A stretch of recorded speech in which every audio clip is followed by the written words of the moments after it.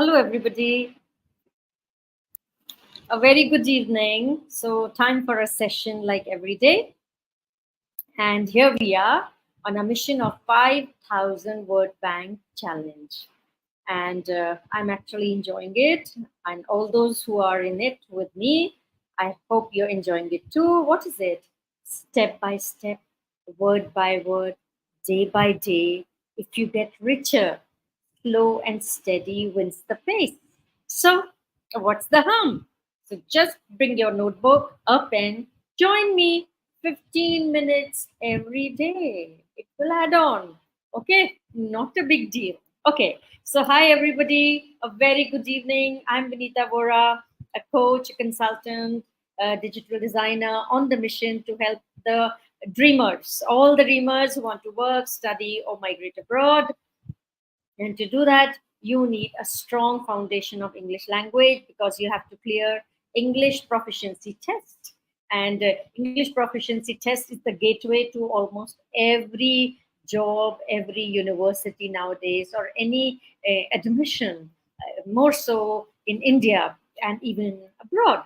So, yes, you have to work on your English language skill, English language proficiency, and vocabulary is the backbone of it. Vocabulary is the spine of it. Okay, of course there are other things that you need to nurture, develop, cultivate, but yes, vocabulary, and how confident you get at using at that rich vocabulary. It's not about learning the words, it's not about picking up synonyms, but how precisely, how accurately you employ them in your conversation, in your writing skill, or wherever you are interacting with English is the power of learning or language proficiency. Okay, so yes, we dive headlong without much ado. And today I have brought some words. These words you will come across these words mainly in the questions of the IELTS exam. Yeah, I just told you that I help you clear international exams.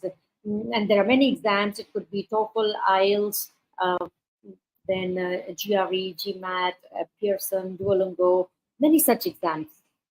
And within the national context, there is CAT, and then there are all even for the JEE and all those exams, you need to clear some basic English, isn't it? So English is a must. It's an impediment, or it's your hurdle that you must cross to go across, whether it's admission to a university or a job. Okay, whatever. So, as we delve into it further, today I have brought words that will be thrown to you when you're doing your writing task too. And I've brought little higher level words mainly to deal with academic IELTS. But then, if you need a high band, you're aspiring to get 8 band, you're aspiring to get 7.5 plus, then these words should be made part of your vocabulary. And how to understand them and how to then answer according to the words asked. Okay, so here I delve deeper and I start with it. I will first acquaint you with the words that I have brought to you. I have brought 20. Of course, I'll keep an eye on the time. Then I will tell you a narrative using all those words.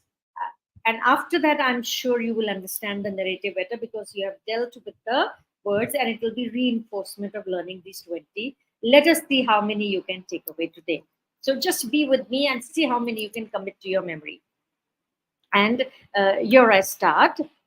Okay, here we go. Yes. So here we go. I'll just check. Here. Share screen. We go to vocab. And here we are. Okay. So daily life. This is my 60th episode. So if 20 words you had taken, though I give a lot more than 20, see where you would have been. Okay. Never mind. It's never too late to start. Join the journey. Okay, so word number 1 is advocate. Advocate is to support or recommend a particular cause or policy. So the example would be many environmentalists advocate for stricter regulations on carbon emissions. Word number 2, contend. So First one was advocate, and this one is contend. Contend is when you argue, you assert something as a position in an argument. You stake a cause, you stake a reason. Okay, you contend. Some scientists contend, argue that climate change is the most pressing issue of our time. Number three is substantiate. Now, what is substantiate? To provide evidence to support or prove the truth of something. The researcher was able to substantiate her claims with extensive data. Number four is refute. To disprove an argument or statement. The lawyer managed to refute the accusations with solid evidence. Next word is assert. So when I say assert, what am I trying to do? Trying to state a fact or belief confidently and forcefully. So when you have rich vocabulary, you'll be able to assert yourself in any context, in any situation, and any platform, because you know what to speak and how to speak. Okay. Next is mitigate. I have used this word quite often. It should be part of you now. Mitigate is to make less severe, to make less serious or less painful, to lessen. The government implemented measures to mitigate the effects of the economic conundrum or the economic downturn. Next is imply. Now, imply is, I guess, simple, but yes, is to suggest something indirectly. The author implies that social inequality is a major issue in modern society. Next word is exacerbate. So you may get a tongue rolling on this. Exacerbate, to make a problem bad. It's opposite to mitigate. Like there, you lessen it, here you aggravate it. To make a problem, bad situation, a negative, feeling worse. The new policy could exacerbate existing social, make them worse. Bolster. So what does bolster mean? Bolster is to support or strengthen. Example, the evidence presents the argument for more sustainable practices. So when you're writing your cause or you're giving some reasons or proving your point, giving analogies, case studies, whatever, you are trying to bolster your argument. You're trying to bolster your thesis statement. Next is undermine. So what is undermine?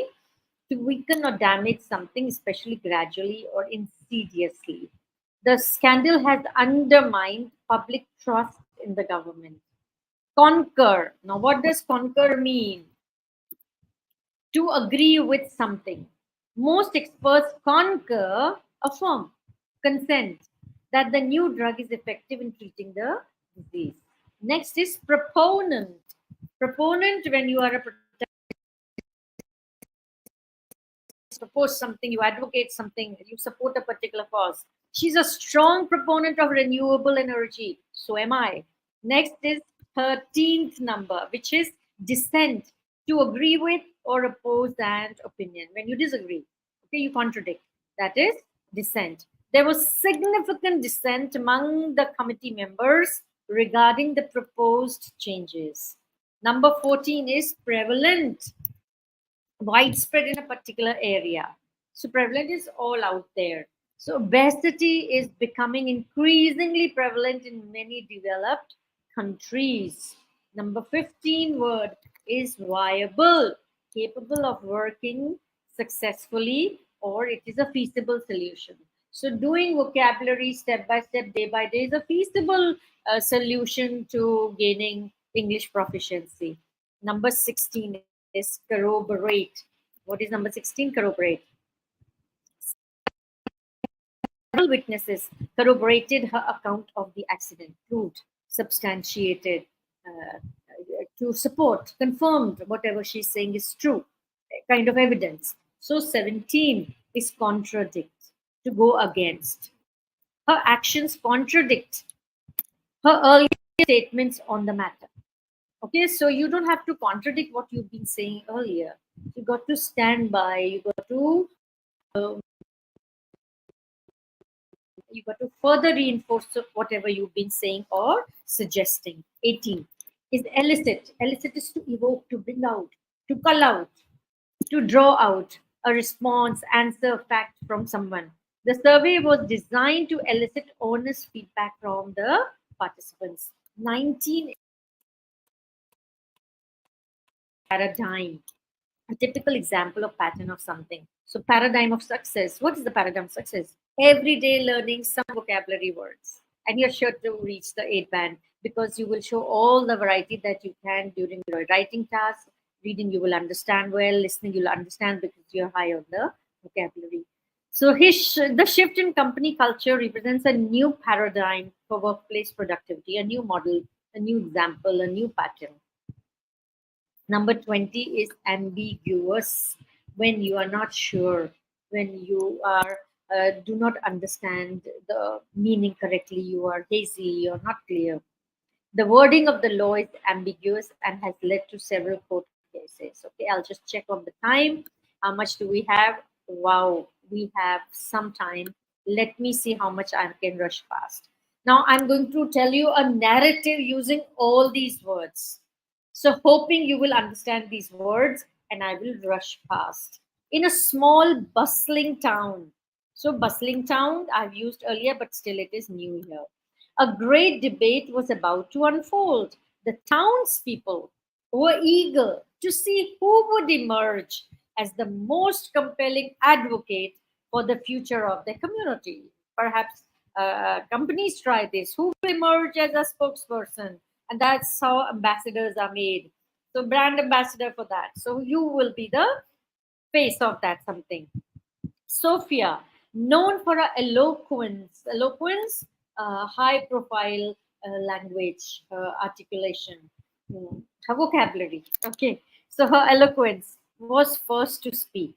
She decided to renewable, advocate renewable energy, arguing that it was the key to sustainable future. We must not only think of ourselves, but also the generations to come. She contended passionately. She argued passionately. I told you the meaning earlier. Her arguments were well structured and she substantiated her claims with statistics and case studies from successful renewable energy projects around the world. Next, it was Mark's turn. He aimed to refute, deny, contradict Sophia's points, asserting that the immediate cost, asserting, now you can use this word, okay, asserting that, reinforcing that, stating is simple, that the immediate costs of switching to renewable energy were too high for this town, while the long-term benefits are clear. He said the short-term economic burden could exacerbate our current financial struggles. You get the meaning? It could further worsen their, mark the spelling. Sophia, not one to back down, quickly responded, these short term challenges are real, but they are manageable. Investing in renewable energy will bolster our economy in the long run by creating new jobs and reducing energy costs. Now, in the midst of the debate, Emily, a respected scientist, stood up. She asserted that both sides had valid points, but emphasized that innovation and compromise were needed. We can start small, she suggested, implementing renewable energy solutions gradually to mitigate the financial impact. As the debate continued, Lucas, a historian, chimed in. Our past mistakes imply that ignoring sustainable practices will lead to dire consequences. We must learn from history and act now. However, not everyone was convinced. James, a local businessman, feared that drastic changes might undermine the town's current stability. We need a viable plan, a doable plan, a workable plan, a viable plan that considers both our present and future. He argued, despite the heated discussions, A common ground began to. Most of the townspeople concurred. They agreed. They affirmed. Okay, what did they concur? That something needed to be done about their consumption. Lilly, a young environmentalist, became a proponent of the balanced approach, suggesting a phased implementation of renewable energy. Amidst the consensus, there were still voices of dissent, of disagreement. There were still voices of dissent. Robert, an elder in the community, pointed out that the town's culture and traditions were just as important. We must ensure that our solutions are not only prevalent in practice but respected in spirit. And debate going on. The debate ended with a sense of direction. The town decided to form a committee to explore the most viable solutions. Let me check the time. They agreed to seek expert advice and corroborate their plans with data and case studies. Okay. Sophie and Mark, once opponents, found themselves working together. They realized that the seemingly contradictory ideas could complement each other. During a brainstorming session, Sophie managed to elicit a brilliant idea. Okay, what's wrong?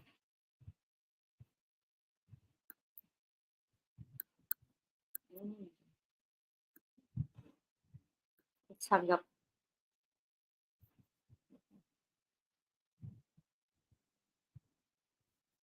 Okay, yeah. So fine. They realized their seemingly contradictory ideas could complement each other.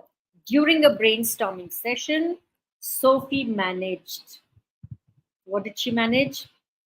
To elicit a brilliant idea from Mark about integrating panels on public buildings as a pilot project. This proposal represented a new paradigm for the town, a new pattern for the time, a town, new policy for the town.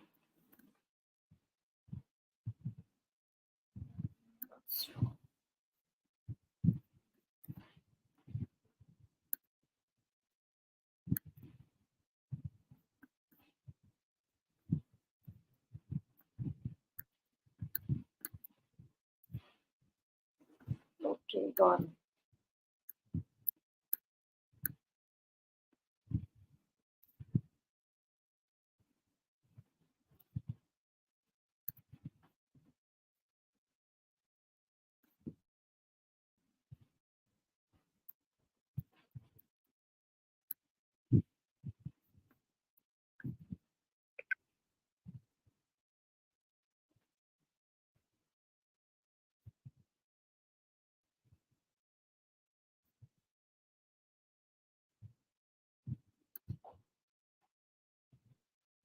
Okay.